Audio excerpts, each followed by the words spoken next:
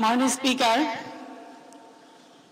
আজ যেহেতু মহান সংসদে আমার প্রথম দিন, আমি সর্বপ্রথম শুকরিয়া আদায় করছি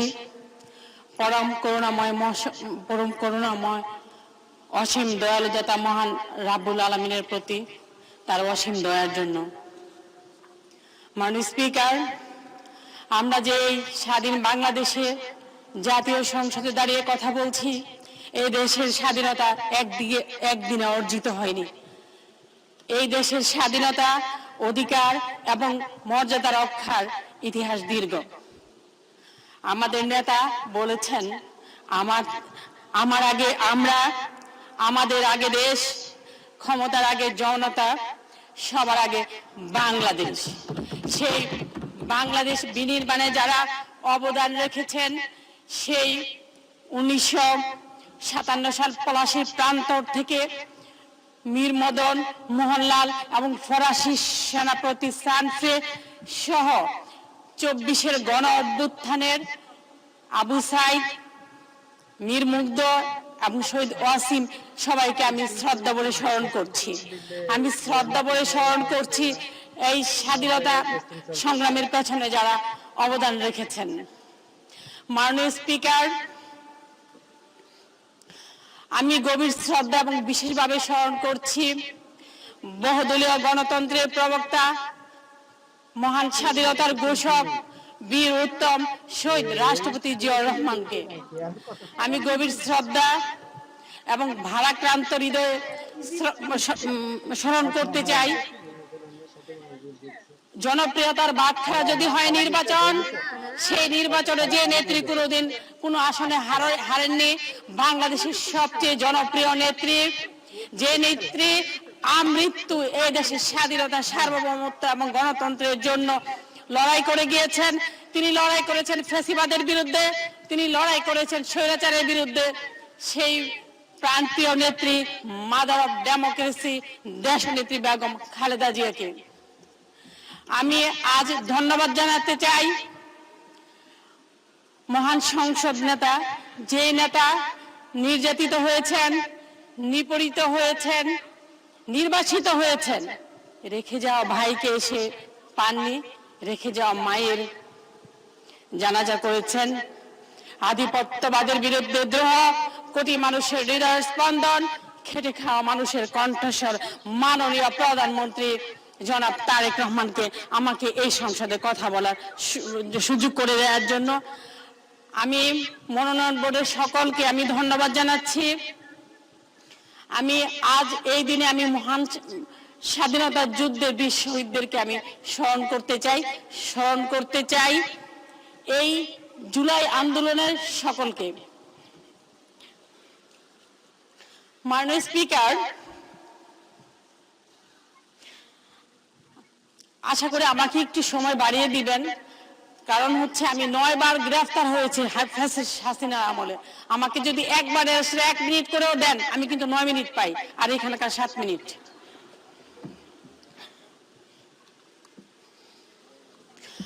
আমি সেলিনা সুলতানা নিশিতা, বাংলাদেশ জাতীয়তাবাদী দল বিএনপির একজন সংরক্ষিত নারী আসনের সদস্য। আমি এই বাংলাদেশের গণতন্ত্র পুনরুদ্ধার এবং ফ্যাসিবাদ বিরুদ্ধে আন্দোলন করতে যে এবং মানুষের ভোটাধিকার প্রতিষ্ঠা করতে যে আমি বারবার রাজপথ থেকে গ্রেফতার হয়েছি, আমি জেল খেটেছি, আমি রিমান্ড খেটেছি। আজ এই সংসদে অনেকে অনেক কিছু জুলাই নিয়ে অনেক কিছু বলেন। আমার মমতাময়ী মাকে হারানো 40 দিন যেতে না যেতে আমাকে অন্ধকার কারাগারে যেতে হয়েছে। মাননীয় স্পিকার, আমি দেখেছি রাজপথ থেকে সমাবেশ থেকে এই রাজপথ কতটুকু ভয়ঙ্কর ছিল। আমার মতো এই সাধারণ কর্মীদের এই রাজপথ সহজ ছিল না। আমরা দেখেছি আমার অনেক সহযোদ্ধাকে হারিয়ে যেতে, আমি দেখেছি অনেককে নিখোঁজ হতে, আমি দেখেছি আজকে এই রাজপথ শুধু স্লোগানের জায়গা ছিল না, এই রাজপথ ছিল রক্ত, অস্ত্র আর এবং নীরব আর্তনাদের জায়গা। মাননীয় স্পিকার, আজ আমি যে বাজেটের উপর দাঁড়িয়ে কথা বলতে দাঁড়িয়েছে, এটি শুধু আয় ব্যয় হিসাব নয়, এটি বাংলাদেশের 18 কোটি মানুষের আশা আকাঙ্ক্ষার দলিল, একটি কল্যাণ রাষ্ট্র নির্মাণের রূপরেখা এবং একটি নতুন বাংলাদেশের অঙ্গীকার। মাননীয় স্পিকার, গত 17 বছর সারা বাংলাদেশে একটি রাষ্ট্রের রাজত্ব কায়েম করা হয়েছিল। বাংলাদেশ নামক রাষ্ট্র ছিল ক্ষতবিক্ষত, যেখানে মানুষ স্বাধীনভাবে কথা বলতে পারেনি, আইনের শাসন ছিল না, গুম খুন অপহরণ ক্রসফায়ার ছিল এ জনপদ। কিন্তু আমরা বাংলাদেশে দেখেছি 4টি নির্বাচন হয়েছে। একটি নির্বাচন ছিল সমঝোতা নির্বাচন, আরেকটি নির্বাচন ছিল আনকনটেস্টেড, আরেকটি নির্বাচন ছিল দিনের ভোট রাতে, আরেকটি নির্বাচন ছিল ডামি নির্বাচন। কিন্তু দীর্ঘদিন পরে বাংলাদেশের মানুষ সরাসরি ভোটের মাধ্যমে একটি ইনক্লুসিভ নির্বাচনের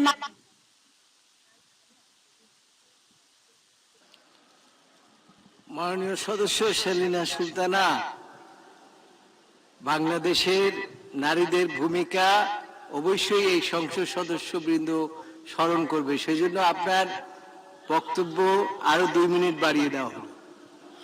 মাননীয় স্পিকার, 2 মিনিটে তো আমি বাজেটের কিছুই বলতে পারলাম না।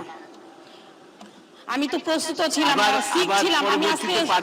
আমি আজকে বক্তব্যটা দিতে চাইনি, আমি কিন্তু উপরকে জানিয়েছিলাম, তারপরে আসলে আমার নামটা ঘোষণা করা হয়েছে। যাই হোক, মাননীয় স্পিকার, আমি আশা করি আমাকে একটু বলতে দিবেন।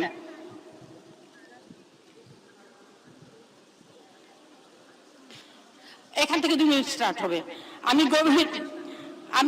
গর্বের সঙ্গে বলতে চাই, মাননীয় প্রধানমন্ত্রী তারেক রহমান নেত্রী সরকার যে ধারাবাহিক সংস্কার জবাবদিহিতা প্রতিষ্ঠা, অর্থনৈতিক পুনর্গঠন এবং জনকল্যাণ কর্মসূচি গ্রহণ করছে, এই বাজেট তারই প্রতিফলন। যারা বলছেন এই বাজেটে কিছু না, আমি তাদের জিজ্ঞাসা করতে চাই, সামাজিক নিরাপত্তা খাতের রেকর্ড 1,40,000 কোটি টাকা কি কিছুই না? আমি জিজ্ঞাসা করতে চাই, 41 লক্ষ নারীর ফ্যামিলি কার্ড কি কিছুই নয়? বয়স্ক বিধবা প্রতিবন্ধী মানুষের ভাতা কি কিছুই নয়? কৃষকদের জন্য কৃষক কার্ড, সাধারণ মানুষের জন্য হেলথ কার্ড, দরিদ্র মানুষের জন্য নিরাপত্তা বলে কি কিছুই নয়? মাননীয় স্পিকার, আজ এই বাজেটের সময় যারা করছেন তারা হয়তো সংখ্যার হিসাব দেখছেন, কিন্তু আমরা দেখছি একটা মানুষের মুখে হাসি, তারা দেখছেন ব্যয়ের খাতা, আমি দেখছি একজন বৃদ্ধ মায়ের ওষুধ কেনার নিশা, তারা দেখছেন পরিসংখ্যান, আমরা দেখছি একজন কৃষকের ঘরে তার আশার আলো। মাননীয় স্পিকার, সময় অস্ত্র বললে তো সময় চলে গেল। মাননীয় স্পিকার, মাননীয় স্পিকার, আজ একজন কৃষক জানেন রাষ্ট্র তার পাশে আছে, একজন প্রবীণ নাগরিক জানেন রাষ্ট্র তাকে ভুলে যায়নি, একজন প্রতিবন্ধী জানেন রাষ্ট্র তাকে বোঝা মনে করছেন, একজন মা জানেন তার সন্তানের চিকিৎসা, নিরাপত্তা এবং খাদ্যের জন্য রাষ্ট্র কাজ করছে। এটাই হচ্ছে কল্যাণ রাষ্ট্রের পরিচয়, এটাই মানবিক রাষ্ট্রের মূলনীতি। মাননীয় স্পিকার, আমি কি আসছি নাকি লাইনে? মাননীয় স্পিকার, আমি একটি কথা বলতে চাই, আমি তো আপনার সময় আমি আরো 1 মিনিট বাড়িয়ে দিলাম। মিনিট।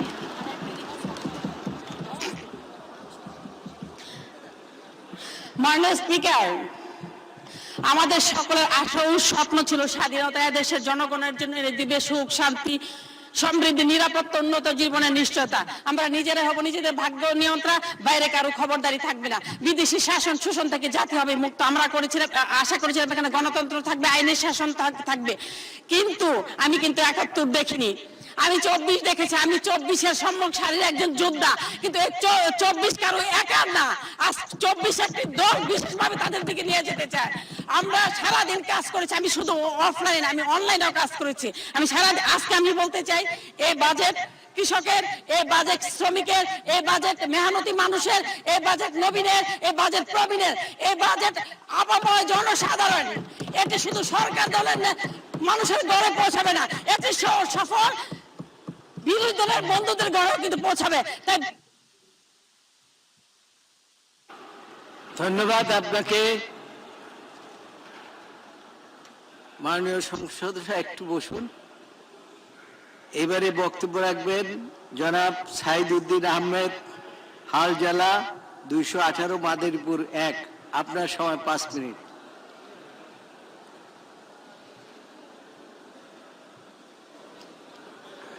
আসসালামু আলাইকুম ওয়া রাহমাতুল্লাহি ওয়া বারাকাতুহু।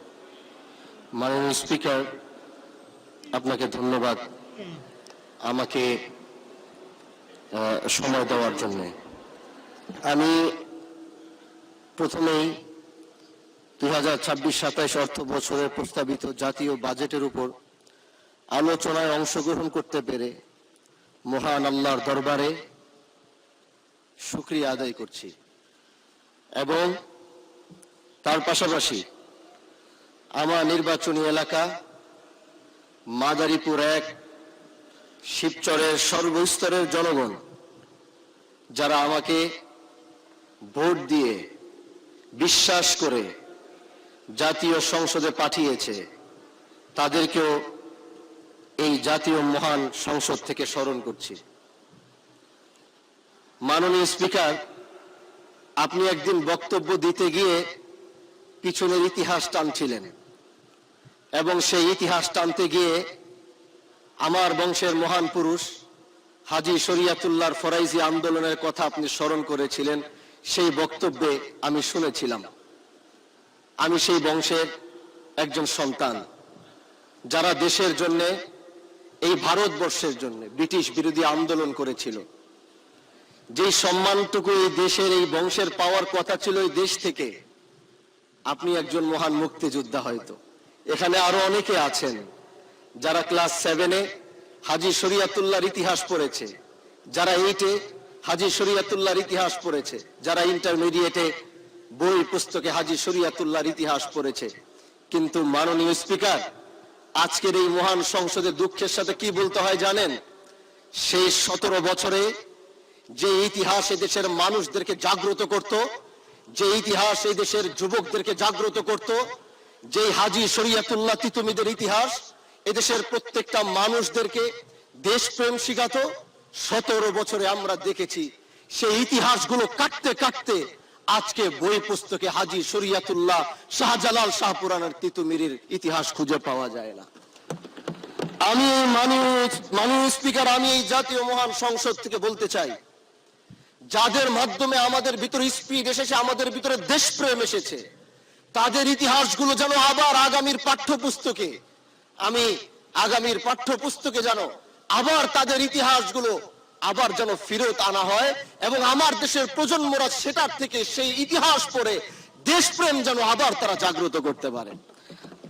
মাননীয় স্পিকার, আজ এই মহান সংসদে দাঁড়িয়েছি, আমাদেরকে মানুষ ভোট দিয়েছে অনেক ভালোবেসে। প্রবাস থেকে ছেলেরা বলেছে ভোট কিন্তু দিতে হবে তাকে, তারা না হলে টাকা কিন্তু পাঠাবো না, বাবা মারে বলছে, কারণ আমাদেরকে ভালোবেসে।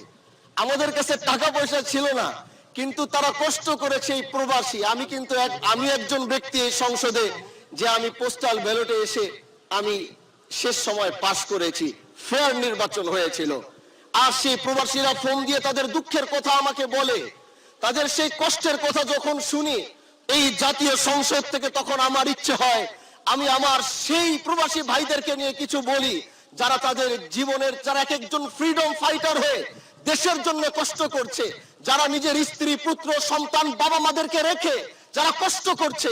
আজকে প্রবাসীরা যখন বাংলাদেশে আসে, এই জাতীয় সংসদে 1 থেকে 1.5 ঘন্টা তাদেরকে নিয়ে আলোচনা হয়েছে, কিন্তু সে আলোচনার প্রতিফলন কি হয়েছে সেটা আজও এখনো দেখলাম না, জানলাম না।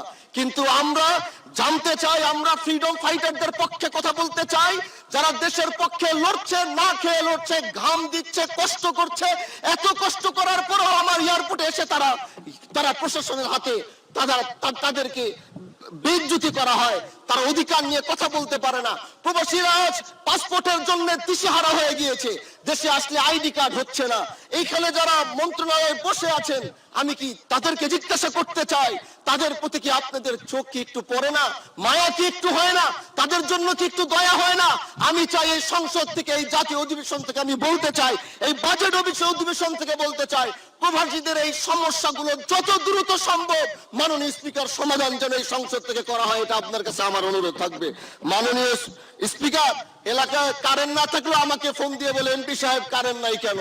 কি যে এক ঝামেলায় আছি এটা আপনাকে বুঝাইতে পারবো না। এই এলাকায় মনে করেন 2 জন মারামারি করে রাতের 3টা বাজে।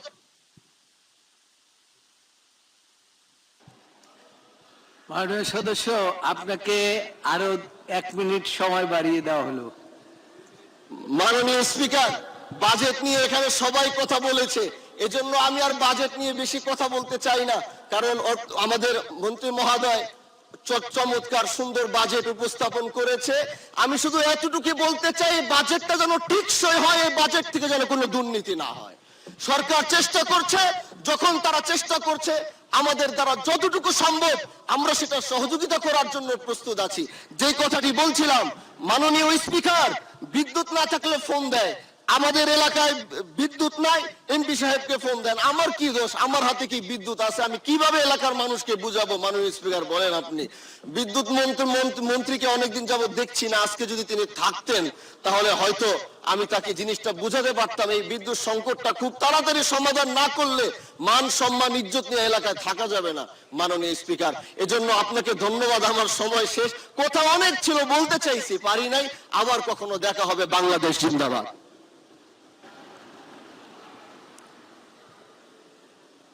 এবারে বক্তব্য রাখবেন মাননীয় সদস্য মোহাম্মদ মুজিবুর রহমান, 194, গাজীপুর 1।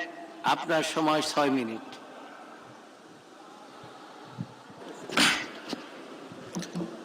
বিসমিল্লাহির রহমানির রহিম। মাননীয় স্পিকার, মাননীয় সংসদ সদস্য বৃন্দ, আসসালামু আলাইকুম। 2026-27 অর্থ বছরের বাজেটের উপর আমাকে আলোচনার সুযোগ দেওয়ার জন্য আপনাকে ধন্যবাদ মাননীয় স্পিকার। মানবিক প্রধানমন্ত্রী জনাব তারেক রহমান সাহেবের নেতৃত্বে মাননীয় অর্থমন্ত্রী বাস্তব, আন্তর্জাতিক মানসম্পন্ন, গণ ও উৎপাদনমুখী 9,38,000 কোটি টাকার বাজেট উপস্থাপন করায় অভিনন্দন ও ধন্যবাদ জ্ঞাপন করছি। মাননীয় স্পিকার, প্রস্তাবিত বাজেটে স্বাস্থ্য, শিক্ষা, মানব সম্পদ উন্নয়ন, সামাজিক নিরাপত্তা ও কর্মসংস্থান সৃষ্টিকে সর্বাধিক গুরুত্ব আরোপ করা হয়েছে। এর মধ্যে যে বিষয়গুলো সর্বসাধারণের কাছে প্রশংসিত হচ্ছে তার মধ্যে অন্যতম হলো 31 লক্ষ নারী প্রধান পরিবারকে ফ্যামিলি কার্ড প্রদান, 42,50,000 কৃষককে কৃষি কাজের আওতায় আনা, সুদসহ 10,000 টাকা কৃষি ঋণ মৌকুব, ডিজিটাল দলিল রেজিস্ট্রেশন প্রকল্প এবং ই রেজিস্ট্রেশন চালু, বেকার শ্রমিকদের 5,000 টাকা করে 3 মাস পর্যন্ত ভাতা প্রদান, বয়স্ক, বিধবা, প্রতিবন্ধী, মাতৃকালীন ও মুক্তিযোদ্ধাদের ভাতা বৃদ্ধি, প্রাইমারি ছাত্রছাত্রীদের জন্য বিনামূল্যে বই, ব্যাগ, ড্রেস, জুতা এবং মিড ডে মিলের ব্যবস্থা, ক্যান্সার, লিভার, কিডনি সহ অন্যান্য দুরারোগ্যের ব্যাধিতে আক্রান্তদের সহায়তা 50,000 টাকা থেকে উত্তীর্ণ করে 1 লক্ষ টাকা, সরকারি চাকরিজীবীদের 9ম পে স্কেল পর্যায়ক্রমে বাস্তবায়ন, জুলাই আগস্ট আন্দোলনে শহীদ পরিবার ও আহতদের জন্য ভাতার ব্যবস্থা, তরুণদের উৎসাহিত দিতে কন্টেন্ট ক্রিয়েটরদের করের বাইরে রাখা, প্রান্তিক উদ্যোক্তা ও স্বল্প আয়ীদের স্বার্থ সংরক্ষণ ও উৎসাহ প্রদান, টিআর কাবিতার মাধ্যমে প্রাতিষ্ঠানিক উন্নয়ন ও গ্রামীণ নারীদের কর্মসংস্থান, নিত্য প্রয়োজনীয় দ্রব্যের মূল্য নিয়ন্ত্রণ রাখার উদ্যোগ, বয়স্কদের বিনামূল্যে ভ্রমণের সুযোগ, যেটা অন্তত পক্ষে আমাদের বিরোধী দলের প্রায় সকলেই সুযোগ পাবে ইনশাল্লাহ, ডায়ালিসিস এবং চোখের লেন্স লাগানোর ব্যয় কমানো, সিগারেট, মাদক সামগ্রীর ট্যাক্স বৃদ্ধি, জনগণের দাবি আরো বৃদ্ধি করার কোনো সুযোগ আছে কিনা, বিলাসবহুল জিনিসের ট্যাক্স বৃদ্ধি করে সাধারণ জনগণের ব্যবহার্য পণ্যের উপর ট্যাক্স কমানো, বিদেশি পণ্যের উপর ট্যাক্স বাড়িয়ে দেশীয় শিল্প রক্ষা ও বাজার সৃষ্টিতে পরিকল্পনা প্রণয়ন, তথ্য বিজ্ঞান প্রযুক্তি নির্ভর ও উৎপাদনমুখী শিক্ষা ব্যবস্থার মাধ্যমে দেশের ভবিষ্যৎ প্রজন্মকে দক্ষ জনশক্তিতে রূপান্তর, বাজেট বাস্তবায়নের মাধ্যমে 1 কোটি মানুষের কর্মসংস্থান, স্বাস্থ্য খাতের মান উন্নয়নে 0 পদে প্রয়োজনীয় সংখ্যক কর্মী নিয়োগ, দেশের প্রতিটি উপজেলার 31 ও 50 শয্যার স্বাস্থ্য কমপ্লেক্সকে পর্যায়ক্রমে 100 ও 1 শয্যায় উত্তীর্ণ, বৃক্ষরোপণের মাধ্যমে পরিবেশ বান্ধব দেশ গড়ার প্রত্যয়, খাল খননের মাধ্যমে কৃষি ও যোগাযোগ ব্যবস্থার উন্নয়ন, জলাবদ্ধতা নিরসন সহ চিরাচরিত বাংলার ঐতিহ্য ফিরিয়ে আনা, মেয়েদেরকে ডিগ্রি পর্যন্ত বিনামূল্যে পড়ালেখার সুযোগ, মেধাবী ছাত্রছাত্রীদের উচ্চ শিক্ষার লক্ষ্যে সরকারি ঋণ বন্ধ, কলকারখানা চালু ও চাকরি হারানো শ্রমিকদের পুনর্বাসনের লক্ষ্যে ৬০,০০০ টাকার প্রণোদনা ঘোষণা ও বেসরকারি শিক্ষকদের জন্য বিশেষ থুক হিসাবে ২০০ কোটি টাকা বরাদ্দ প্রস্তাবিত। সকল খাতে সংশ্লিষ্টদের স্বার্থ সংরক্ষণের বিষয়াদি বাজেটে অন্তর্ভুক্ত থাকায় প্রস্তাবিত বাজেট সর্বমহলে প্রশংসিত হচ্ছে। এই বাজেট বাস্তবায়িত হলে দেশের অর্থনীতি ঘুরে দাঁড়াবে এবং বাংলাদেশ উন্নত দেশের কাতারে ওঠার মহাসড়কে যাত্রা শুরু করবে ইনশাল্লাহ।